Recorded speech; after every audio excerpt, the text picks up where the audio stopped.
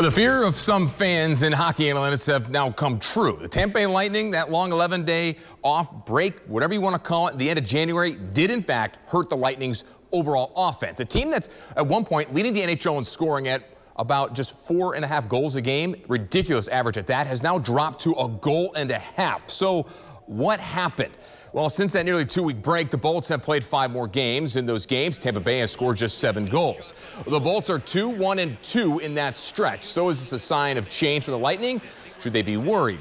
I don't think so. They'll get that scoring back up. They're too talented to keep this drought alive. This is just a small bump on the road for them as they eventually gear up for the postseason. But think about this. It's better this offensive struggles are showing up now instead of the spring. And if you think this club is concerned about this recent setback, think again.